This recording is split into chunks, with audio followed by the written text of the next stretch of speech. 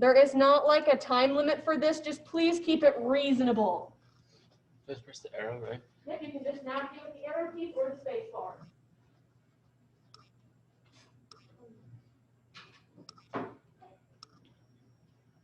All right. Please make sure your phones are away and that you are giving your classmates the attention that they deserve. So my culture is the Peruvian culture, as you can see.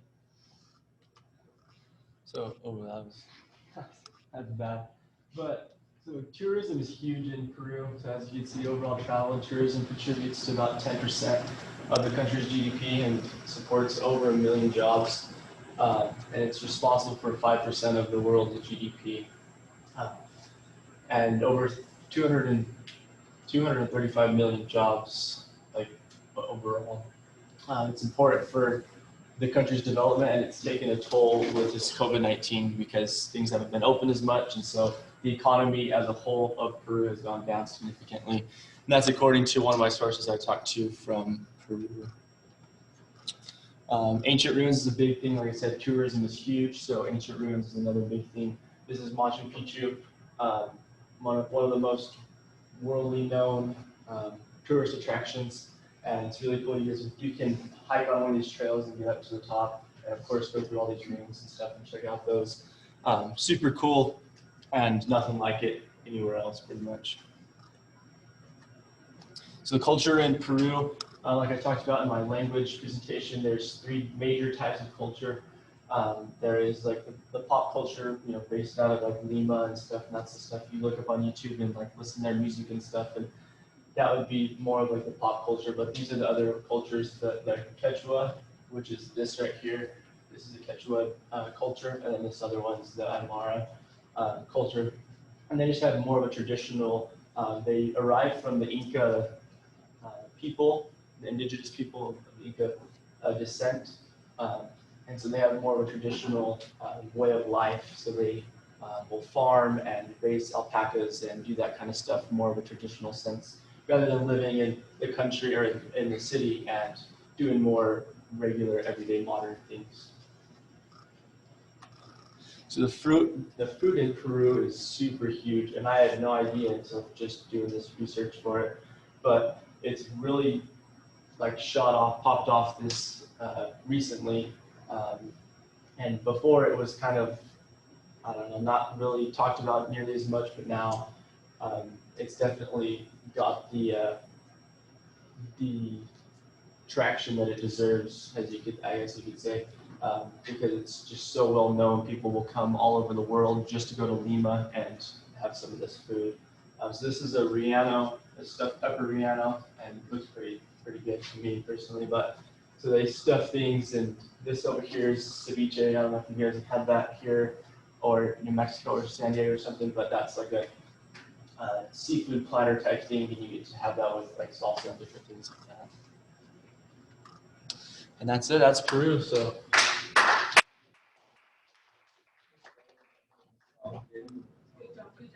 Awesome. Thank you. What do I do? Just go. The next person should be Ashlyn. You have Ashlyn's name? Or am I just like, okay. Then Abby, you are up next. Okay.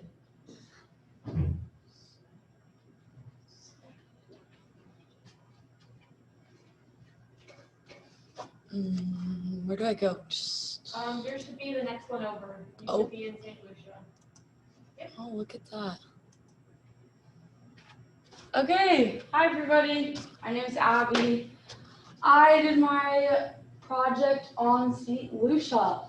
And the reason I did it on St. Lucia is each year I get the awesome opportunity to have people from the UN come to my home, my parents' house, and we get to just meet with them and experience their culture. And last year I had 3 delegates from the UN, Cindy, Shauna, and Nadine, and each of them are super cool. Cindy is actually the ambassador of St. Lucia. Nadine is a justice of the peace, and then Shauna just works under Cindy. So it's super awesome. I got to really dive into their culture and see how St. Lucia runs and works. St. Lucia is the world's leading honeymoon destination because, I mean, look at that. Who wouldn't want to go to this beautiful island? It's also a melting pot. So there are people from the African culture, British, American, and French that have all come into St. Lucia, and it's super cool. They all blend the culture. So as the world's leading honeymoon destination, they host 3 sandals. Sandals are basically just like the bougiest resorts. As you can see, this is one of them. It's literally on the water, like, wow, paradise. As for their topography, it's lush, mountainous, and quiet, and that's kind of why people come and travel there. Also for their beaches and the beautiful weather. From one of my sources, Shauna said they're definitely not metropolitan, and they have a good balance of beauty, culture, sophistication, and their people. They have a super fun culture. They all like come together. Family's super important to them because many of the families actually, a lot of the women get pregnant and then the fathers just are not in the picture. So extended family is huge to them because they come together and help raise all their children. Next, they are super hardworking. Of my 3 ladies I interviewed, each of them actually have their own business on the side, which I thought was super amazing. They're fun, relaxed, and tend to be laid back. They also love to be outdoors. Obviously, there's the beach there. It's beautiful. Who wouldn't want to be out there? As I said before, they're big families, and they tend to be tight-knit. This picture up here is an example of go big or go home, right? So this is their Mardi Gras street-style parades. They just have them pretty much every month and just get together, party hard. It's a blast. So yeah, that is St. Lucia.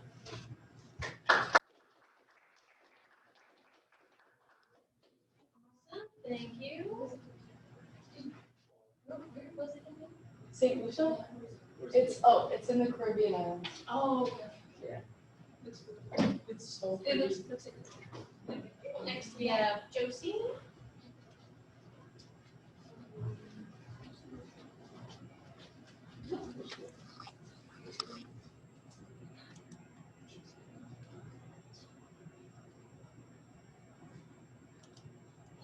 Okay, do I just? Oh. It's right under the video. Oh. screen. Yep. Okay. Okay, so I did Germany, and it's a Western European country, and has 83 million people in it. And then, so they speak German, and it makes up 95% of their population. And then there's 16 dialects. So like every part of Germany has a different dialect, but most people can understand like each dialect there too. And then it would take 30 weeks to learn the language if you're an English speaker. And then the 2 major religions is Catholics and Protestants, and then you have like other ones like Judaism, Hinduism. And then the Christianity is the Catholics and the Protestants. Today they're like declining in activity, so like only 10% of like Catholics actually go to church, and then but it employs, it's like the 2nd biggest employer, so it makes up a lot of the German economy. And each member like pays a tax, so it's like a big part of their culture, I guess. And then this is where they practice church. They go to cathedrals. They're really pretty. The cuisine there, they cook with sausages, sauerkraut, and beer. And the sausages there are like bratwurst, and then the sauerkraut is like a cabbage salad. And then their beer, they have like 6 major like breweries. And then like those breweries are a big part of Oktoberfest, where they like celebrate their beer and like have a big party. And then these are just like dishes that they make a lot: schnitzel and Königsberg Kolops. I don't know how to really say that. And then the German people really value punctuality, structure, and privacy. They're perfectionists and very hard workers, and they really love their community. For holidays and traditions, they have the Christian holidays like Christmas and Easter, and then their one federal holiday is German Unification Day, when like West and East Germany like reunited. Then Oktoberfest is their beer bash, and it's like 16-day celebration. And it started with like the marriage of the Bavarian king and the princess Sachin Hilberghausen. And this is just what Oktoberfest looks like. It's just a big party. And then for music and art, they have a big contribution to classical music, because all the famous artists are mostly from there. They really like rock and pop there today. And then they have a ton of museums all over the country. Some are like car museums, like the Mercedes-Benz museums, and then they have a dinosaur museum and like a artifacts museum of like medieval artifacts, I think. And then here are my sources. I also used my sister, who spent like 3 years there, so I learned a lot from her. And that's all.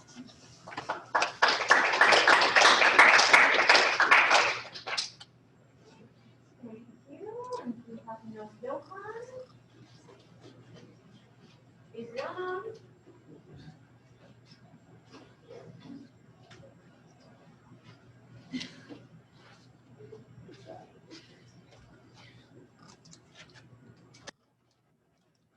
I did mine on the Apache culture.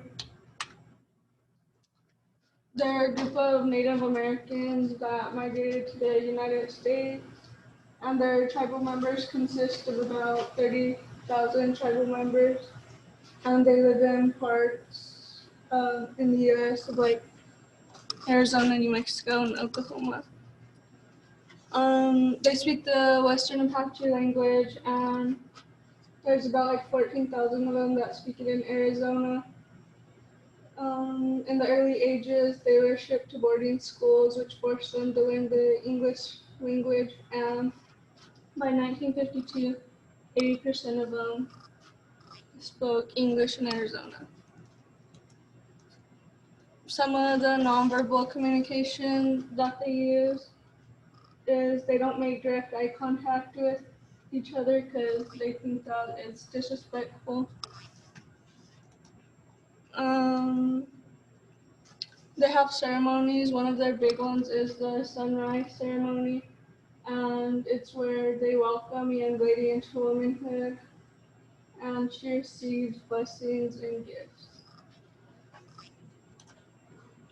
Some of their famous foods, one of them is their fry bread, and you can top it with different beans, and it was created in 1864. In their marriage, the man usually moves with the wife's siblings and takes care of them and the wife's parents, and he could have 2 wives. And that's why I'm excited.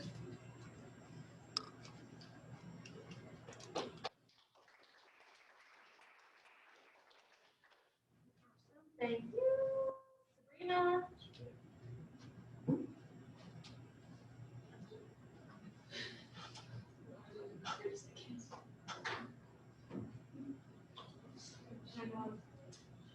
Money's with sports.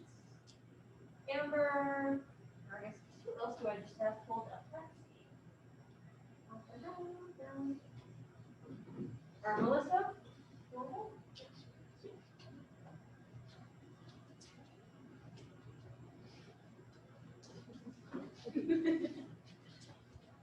I don't think you shared yours with me, did you? Okay. Are you done with it? Yeah. Yeah.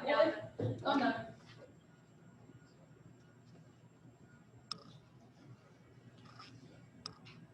Please make sure that you are paying attention to our lessons. Okay, so my culture was the Icelandic culture, and just like in case any of you don't know where it is, it's like that little tiny island up there, so it's super small. So it's a unique culture because it has like really close ties to the ancient Vikings, and these ties like still influence their culture today and like the foods they eat and their language and a lot of the traditions that they have. And like the Icelandic culture is a culture because it like fits into the definition perfectly of like a group of people who share the same way of living. And so I interviewed 6 different people who like live in Iceland currently, and I found some of these people. One of my roommates like knows a family from Iceland, so I was able to get in contact with like people from through her, and then he was able to put me like in contact with a few more people that he knew, and I also. For the rest of the people, I just posted like on I joined like a subreddit for like Iceland and then posted on there, and so people were responded to my interview questions through that. So the first thing of their culture is their language.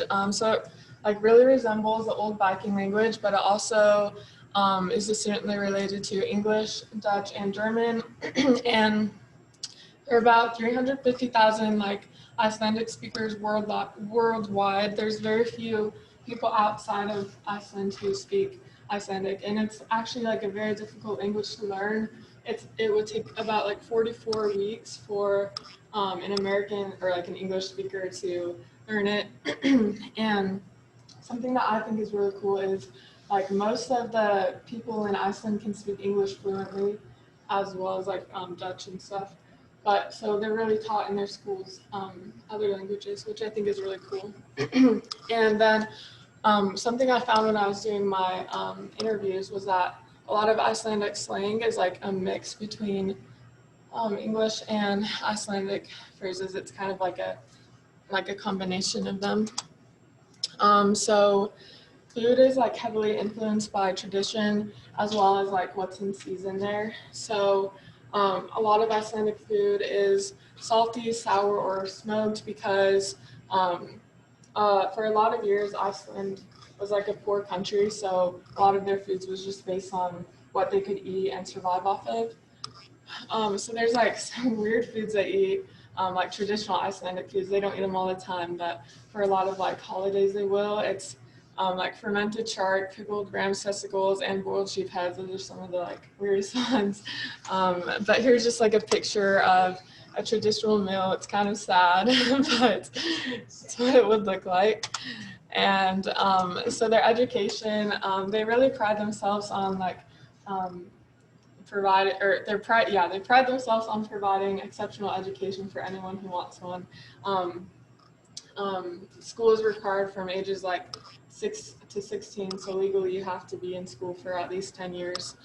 There's 4 different levels of school. They're all like distinct separate levels. There's late schoolie, which is comparable to like preschool. Grundskole, which is a combination of elementary, middle, and high school. and that's like the 10 years that's required. And then there's Mentascholia, which is college, and then Háskóli, which is just like university. And it's like really advised in Iceland to go all the way as far up as you can to like the university, because it's if you don't have like a really good education, it's a lot harder to find jobs there. And so Iceland is the third most literate nation in the world, and so they really teach that in the schools. And another thing they teach is like the Icelandic history and like the sagas and the myths. Those are really emphasized in the schools. And so Iceland has like a lot of like tales and myths that are like unique to their culture. Folklore is a big role in Icelandic culture. When I was interviewing, a few people like mentioned specific things, so here's a few of them. So if you lose something in your house, such as like a TV remote, you could blame the buaflor, which is called the house elf, for taking it. So that's just something you might do. And a lot of people in the countryside, or people all over, but in the countryside where there's rocks, they're believed to be trolls that turned to stone after they were exposed to sunlight. So I think that's kind of interesting.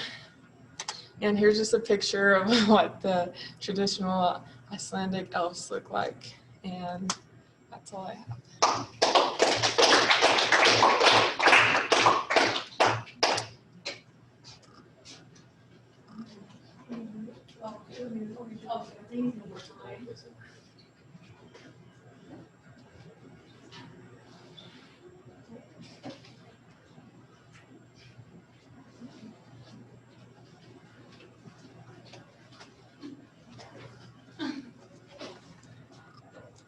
Okay.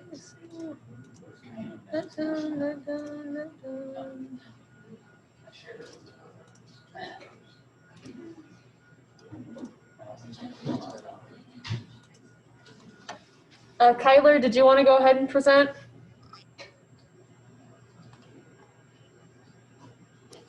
I will towards the end.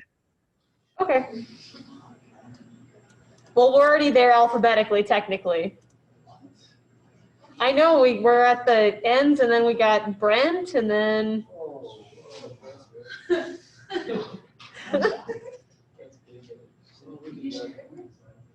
Yeah, I mean, Brent's is up right now.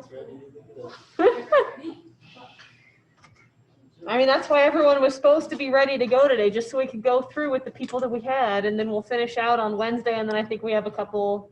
I mean, we have like a handful of the basketball girls who won't be back until Monday. Well, they'll finish us off.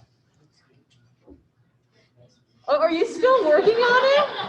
100%. Trying to get some pictures, you know? You like those 3 slides? Anyways, whose was this? Sage. Sage, would you like to go? Elizabeth, would you like to go? 45 minutes.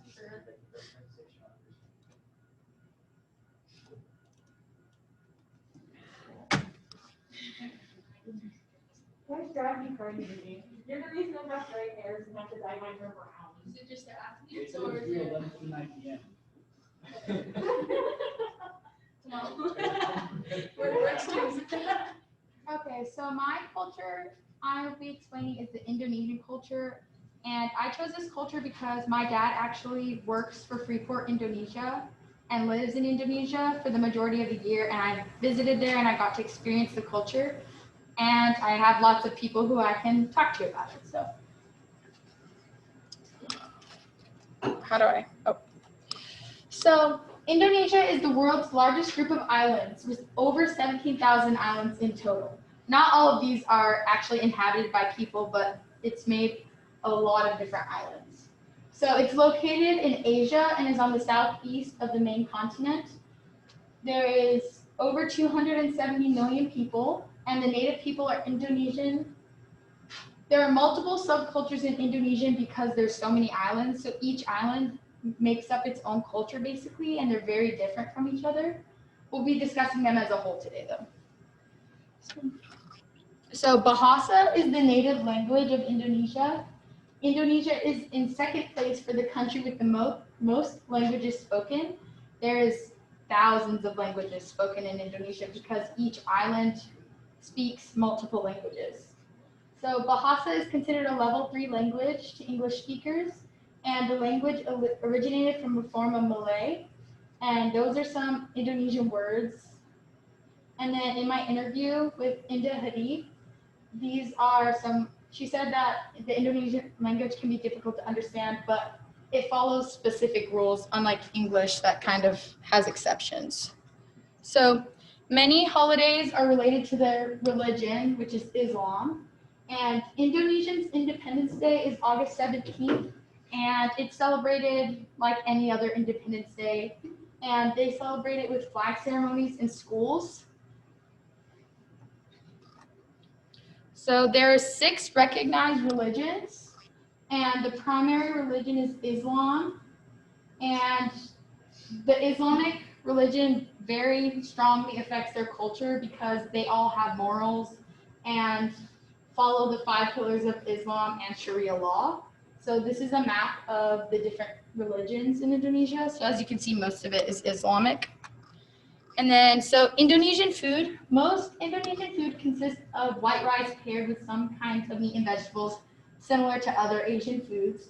So the most popular dish is nasi goreng or fried rice. So it's basically just what we would all know as fried rice, but instead it's cooked in a sauce that caramelizes whenever it is cooked. And then meals are typically consumed together because they're very family oriented. So some of their values and morals are piety, so that's respect for their elders. So they show this through body language, and they're very a collectivist society because they always work together. And even my dad says at work that it's more of a group thing, and it's never like an individual opinion will never outrank the group. So education in Indonesia, they have 9 years of free schooling. They have 6 years at the elementary level and 3 years at the primary level. And schools are either run by the government or by private sectors. The education in Indonesia is not as advanced as you would think. And when I attended boarding school in Australia, I actually had lots of people who lived in Indonesia who came over after they reached their maximum years. And they said that the schooling in Indonesia is nothing compared to schooling you could receive anywhere else. So then the Indonesian healthcare is very limited. There's about 2,000 hospitals in all of Indonesia across all of the islands. And there's public and private hospitals, but because of the huge wealth gap in Indonesia, many people cannot afford to attend private hospitals. And Indonesians have this weird thing with childbirth where they do not believe you should receive any sort of medical care. And it actually has a really big impact on the death rate of like the mother and the child. And that's it.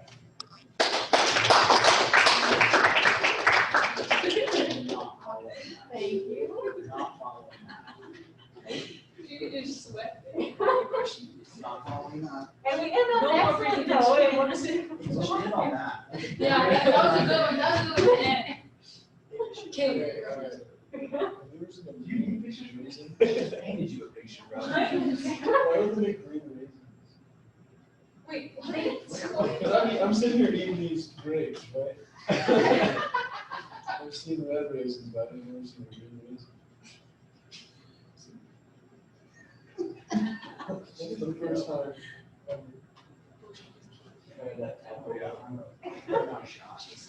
I need to go like my door. I was gonna tell you to like toss me a grape, but I didn't wanna get like hit in the forehead.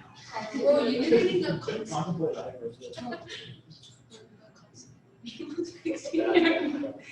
Oh, I wish I was pulling myself off during my slide.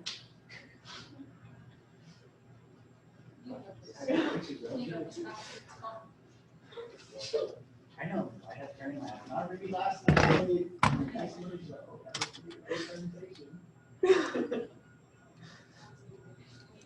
Let's just not even look at mine, it's just, it's sad. It's beautiful, Brent. Brent. She said, don't be on your phone, presenting, being respectful. which I appreciate. Okay, let me do attendance real quick.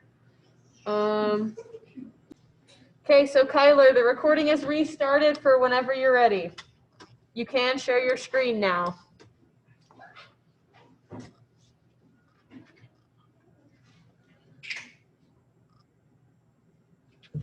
And you, oops.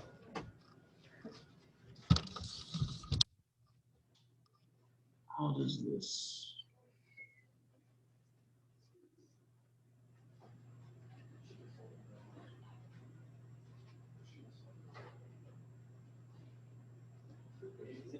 Oh, okay. Okay, there we go.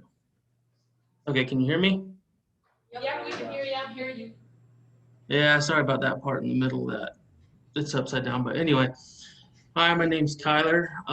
So my presentation today is on the Apache culture. So a traditional Apache wedding, the man will dance on the way to the woman's house and give her family food and gifts. And then the woman and her family will dance back to his house, and then they're married, and then she lives with them.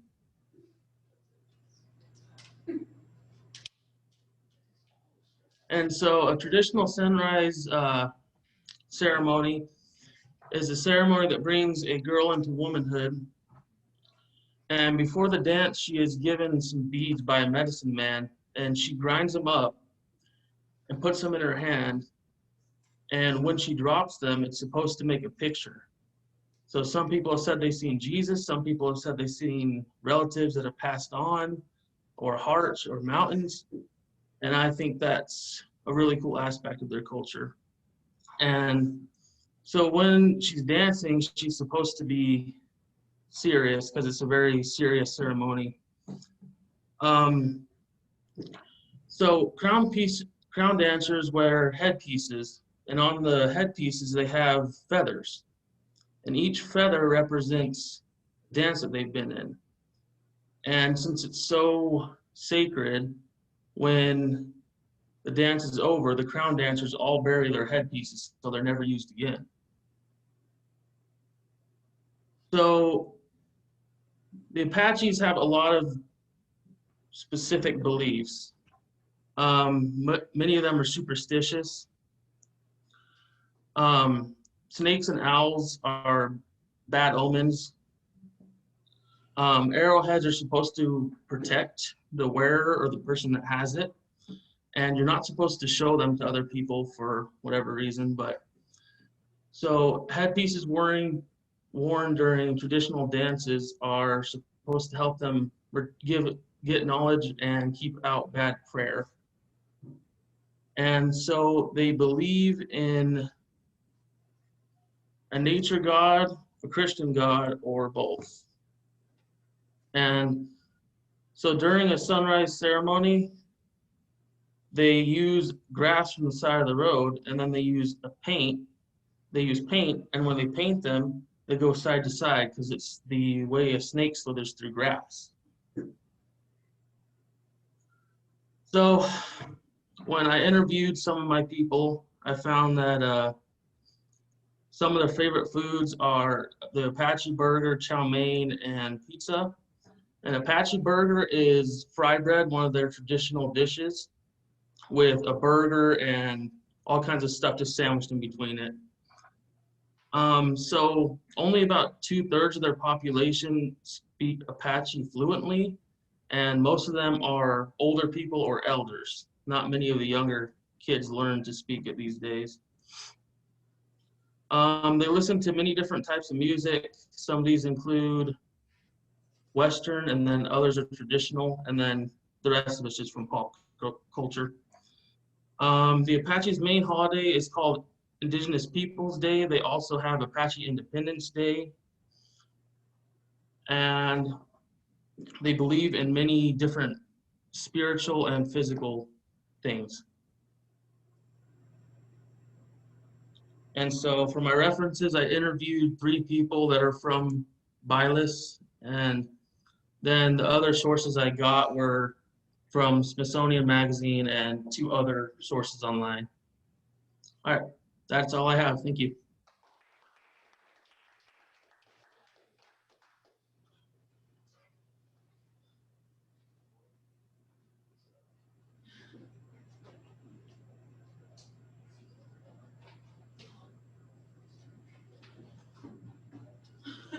Snapchatting in class?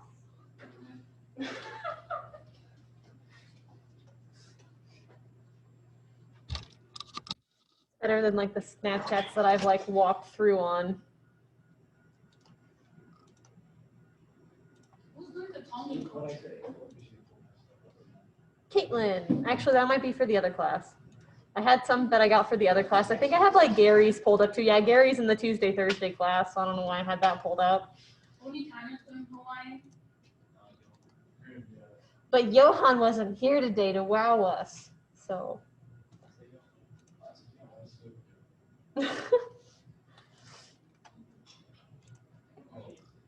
Well, anyways, it's 11:44. I've already taken attendance.